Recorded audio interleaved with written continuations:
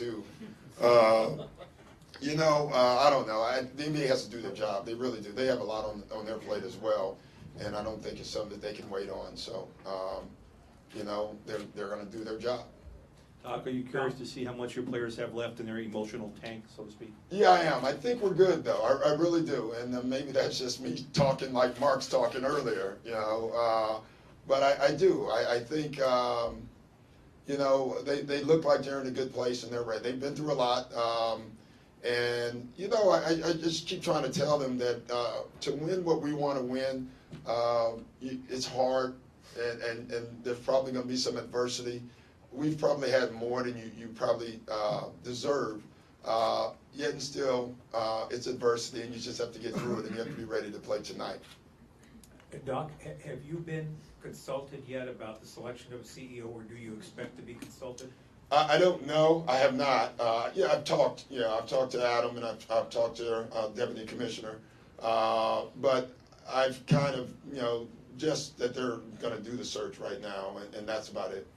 Doc, how can Blake be more effective? He's done most of his damage in the painted area, but he's had some trouble with the double teams. I know you said he's rushed some. Yeah, and I don't know if it's Blake having trouble with the double teams, or we've not done a good job with the double teams as a group, so I don't want to put that on Blake, So we have to put our guys in better spots for him to be able to see the open guys, because whenever there's a double team, that means someone's open.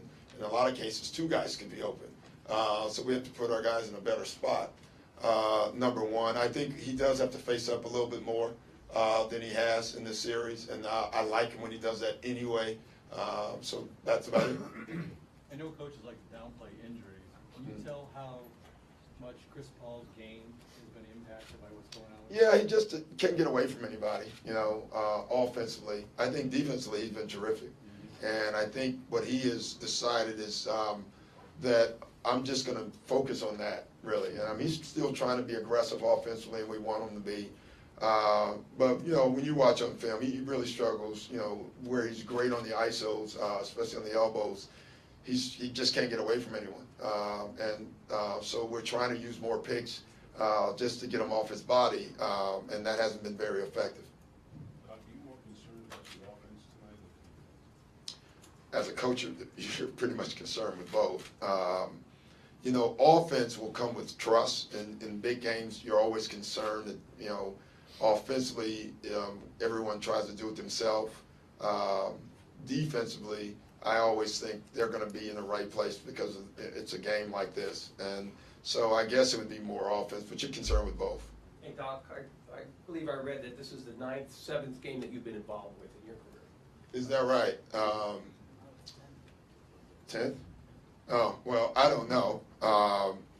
So I don't know the follow-up, I guess, is. What's the best advice you give as a coach and former player? Play well. Really. It's and I'm half joking, but I'm really not. I've always thought, it's a game of freedom, because what else are you, that's it. This is it. So you should go out and play very free, almost relaxed freedom. And then, action. It's a game of action. What I'll tell them today is it's really trust in action. If you trust each other and you go out and create action, then good things will happen. Any of those Game 7 stick in your mind? Yeah. Actually, in this building, as a matter of fact. Thank God we don't have to see those banners tonight. That's probably why I hung up those other things. So if we do have a Game 7, I'm not reminded of it.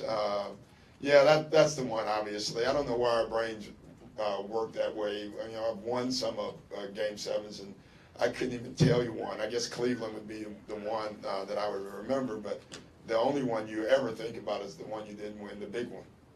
During this whole situation with Donald Sterling, what's been your impressions with how Adam Silver's handled this, not just with the punishment, but with just the communication? He's been great. He's been absolutely wonderful. He's, obviously the punishment, but more importantly, the communication. I can't imagine what he's going through. What were your impressions of him before this, as far as just initial expectations he might be as the new commissioner? I didn't know. I had great hopes. I got to know him a little bit. You know, my son went to Duke. He's a Duke guy, so I got to know him a little bit better from that. And you know, I've been on the competition committee the last couple of years, and he's always been in those meetings. There's only like 8 guys in that meeting or 9, so you get a chance to be around them more then, and you realize you just have great faith, and it's been pretty much true. Do you feel like there are any initiatives that you would like for him to address? No, I mean, none that I can think of. First of all, I'm not smart enough to think all that stuff. Secondly, that's why Adam's the commissioner. Doc, in reference to Chris and kind of that offense, defense, sort of energy distribution, can you live with him not be running the team as well? Well, we don't have a choice, you know? So, the one thing he can do defensively, you know, he knows our defense, he can be in the right places. So, you know, that's something that the injury hasn't affected, so he can do that well. On the other end, he's gonna do well, he'll play well tonight, but, I mean, it is what it is. So it's not like we have a lot of choices in the game. Have you considered taking him off of Curry? The point I'm making is, it doesn't matter offensively, you know?